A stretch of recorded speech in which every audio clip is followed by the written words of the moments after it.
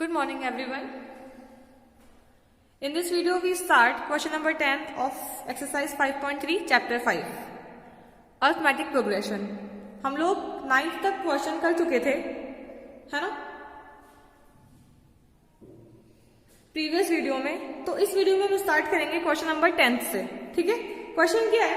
Question है कि show that a1 a2 up to an, है ना, from an AP an is defined below.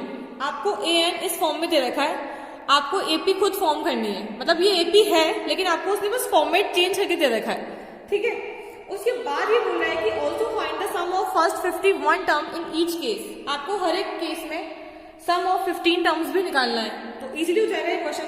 कैसे? AP हमें फॉर्म करनी है। सबसे पहले आती है फर्स्ट टर्म, फिर आती है सेकेंड टर्म, अप टू जितनी भी इस टर्म से पूछी है। तो हम चाहें तो फर्स्ट टर्म और लास्ट टर्म से भी इसका सम निकाल सकते हैं। देखो n की वैल्यू हमारे पास है नहीं, है ना, लेकिन हमको n निकालना भी नहीं है, हमको सिर्फ n पुट करना है इस वाले क्वेश्चन में। क्योंकि अगर आप n की जगह 1 पुट करते हो तो आप क्या निकाल रहे हो? आप निकाल रहे हो a1। तो यहाँ पे n की जगह 1 पुट करोगे तो 3, मतलब 4 1 4, 4 + 3 7। फिर a2 2 पुट करा मैंने तो 3 + 4 2 8, 8 9 10 11 एंड अप टू मैं निकाल लू डायरेक्ट पुट करके 15। क्योंकि मुझे क्या निकालना है? मुझे निकालना है सम ऑफ 15 टर्म। तो 3 + 4 × 15, 15 4 60, 60 + 3 63। अब रही बात d की, तो d तो हमें यहां से ही मिल जाएगा। 11 - 7 कितना d चल रहा है? 4 का। चलो अब हम निकालते हैं इसका सम ऑफ 15 टर्म्स, Sn यानी कि S15। 15 निकालना है तो n की वैल्यू कितनी हो गई? 15। तो 15/2 मतलब n/2 की जगह 15/2। पहले हम लोग फॉर्मूला लिखते हैं फिर पुट करेंगे। n/2 2a + n-1 d 15/2। First term कितनी है? 7। अरे इस फॉर्मूले से नहीं करेंगे हम, फर्स्ट और लास्ट टर्म वाले फॉर्मूले से भी तो कर सकते हैं इसको। ऐसे करते हैं, देखो Sn = n/2 a + l। तो S15 = 15/2। What is a? a 7। What is last term? 15 term हमने फाइंड करी ना अभी, 63। कितना हो रहा है ये? 15/2 और 63 + 7 70।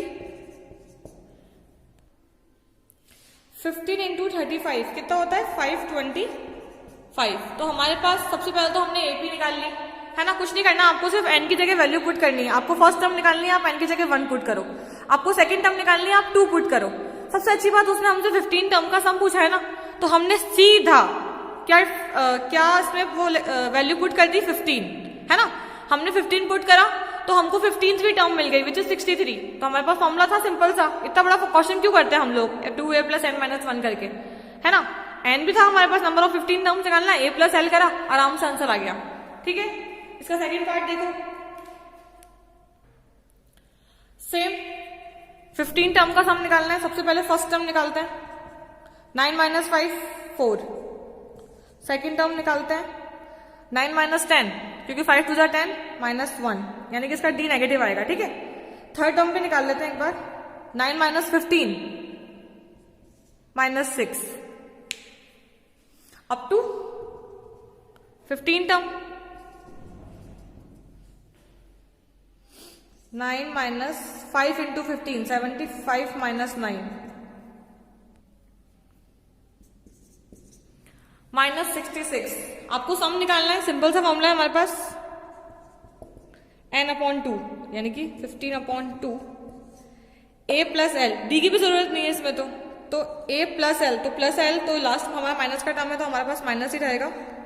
तो S15 = 15/2, ठीक है, इंटू 66 - 4 कितना होता है? -62। 13 हमारा आंसर कितना आ जाएगा?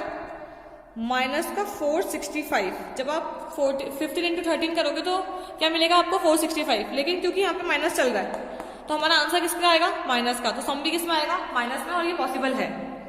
इजी था ये क्वेश्चन। कभी भी अगर एग्जाम में ऐसे एन वाले क्वेश्चन आ जाए, वैसे इस साल शायद आएंगे नहीं, तो हमें कंफ्यूज नहीं होना है कि हमें एन का करना क्या है, नंबर ऑफ टर्म नहीं है, यहाँ पे हमें एपी खुद बनानी है एन की वैल्यू पुट करके, ठीक है।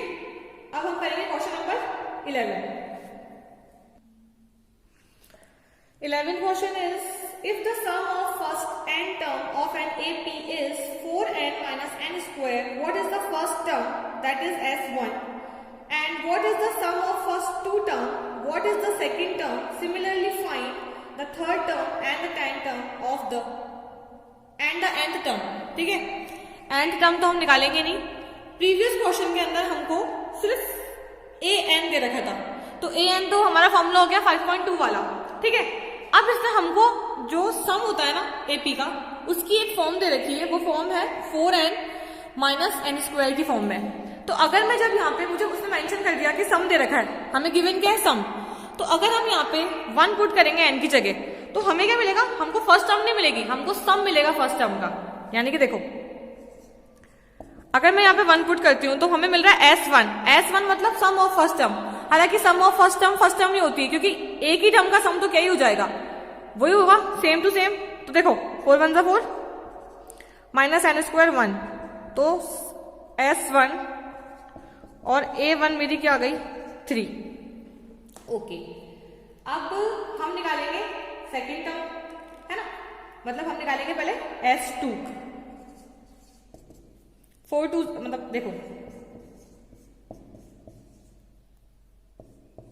ऐसे, जहां जहां n है ना वहां वहां 2 पुट करना है। तो S2 कितना आया मेरे पास, सम ऑफ टू टर्म कितना आया, 8 माइनस 4 आ गया। अब ये देखो, आपके पास फर्स्ट टर्म समझ में आ गई मुझे कि भाई एक ही टर्म है एपी में, मान लो कोई टर्म है ये बस A1, तो इसका सम भी कितना हो जाएगा, सेम ही टर्म हो जाएगी। इसका मतलब सम और फर्स्ट टर्म क्या होता है, हमेशा सेम होते हैं। तो यहाँ इसके हिसाब से भी हमने ये निकाला कि हमारा सम जो आया फर्स्ट टर्म का 3, तो हमारी फर्स्ट टर्म भी कितनी हो गई, 3। अब सेकंड हमने निकाला S2, तो S2 मेरी सम ऑफ टू टर्म कितना आया मेरे पास, 4, तो इससे मेरी सेकंड टर्म आ जाएगी। कैसे, देखो A1 प्लस A2 करके S2 आया होगा, 2 टर्म को प्लस करके ये आया होगा। हमारे पास S2 है 4, हमारे पास A1 है 3, तो हमारा A2 कितना हो जाएगा, 4 माइनस 3 मतलब 1, तो A2 कितना आ गया मेरे पास, 1। अब देखो, ये आपको समझ में आया A2 कैसे आया। अभी क्या सम वाला कॉन्सेप्ट चल रहा है, तो फर्स्ट टर्म तो वही हो गई, सेकंड टर्म को 2 टर्म को प्लस करने पर सम आता है ना, तो ये हमारा 4 आया, तो मैंने यहाँ पे लीनियर इक्वेशन करके इसको सेकंड टर्म निकाल ली। अब देखो एपी कैसे बन रही है, आपकी एपी ऐसे बन रही है, पहली टर्म आ गई 3, फिर आ गया 1, और अब 2 हमें नहीं पता कहां तक चल रही है ये, ठीक है। तो यहां से हमको ये समझ में आ गया कि हमारे पास फर्स्ट टर्म आ गई है, डी कितना हो जाएगा, 1 माइनस 3 विच इज माइनस 2। अब डी आ गया तो हम आगे की टर्म्स भी निकाल लेंगे। उसने हमसे क्या पूछा है, उसने हमसे पूछा है थर्ड टर्म बताओ भाई, A3 बताओ, तो A3 कितना हो जाएगा, A प्लस n माइनस 1 मतलब 2, और डी कितना चल रहा है, माइनस 2, तो 3 माइनस 4 माइनस 1। 10th टर्म बताओ, तो 3 प्लस n माइनस 1 9 माइनस 2, ठीक है, 9 2 जा 18, माइनस का 18 और प्लस का 3 माइनस का 15। ऐसे ही वो हमसे कोई सी भी टर्म पूछ ले हम उसको दे देंगे। आपको सिर्फ इंपॉर्टेंटली क्या निकालना है, मेनली आपके पास A होना चाहिए और D होना चाहिए। उसके बाद तो हमसे कुछ भी पूछ ले, हमसे SN पूछ ले, N पूछ ले, D पूछ ले, कुछ भी हम सब कुछ निकाल लेंगे, उसको फाइंड करके दे देंगे, है ना। सिंपल क्वेश्चन था ये भी, ज्यादा डिफिकल्ट नहीं था। नेक्स्ट क्वेश्चन देखो 12th वाला, find the sum of first 40 positive integers divisible by 6। ऐसे क्वेश्चन 5.2 में भी थे हमारे, है ना। इन क्वेश्चन के अंदर जो डिविजिबिलिटी देता है ना, वही हमारा डिफरेंस भी हो जाता है। और उसने हमको फर्स्ट 40 इंटीजर्स बोले जो 6 से डिविजिबल हो, तो ऑब्वियसली 6 के मल्टीपल ले लेते हैं हम लोग। भाई फर्स्ट टर्म होगी हमारी, जब हमारी एपी बनेगी तो वो 6 नंबर ही तो होगा, क्योंकि फर्स्ट जो डिविजिबल होता है 6 से वो 6 ही होता है, 6 1 6। Second one is 12 and then 18 up to last कौन सा है, 40 टर्म कौन सी रहेगी, 6 1 6 और 6 40 240, ये लास्ट टर्म भी हम निकाल सकते हैं क्योंकि इसने हमको मेंशन करके दिया है कि फर्स्ट 40, तो 6 को पहले 1 से मल्टीप्लाई करो तो पहली टर्म आ जाएगी, 6 को 40 से मल्टीप्लाई करो तो लास्ट टर्म आ जाएगी। क्या निकालना है हमको? सम निकालना है ना। फर्स्ट 40 टर्म सिंपल सा स्मार्टली हम लोग लगाएंगे एसएन का फॉर्मूला, कौन सा वाला? a प्लस एल वाला, क्योंकि हमारे पास n कितना है 40, तो 40/2, a कितना है 6 प्लस 2 40, तो s 40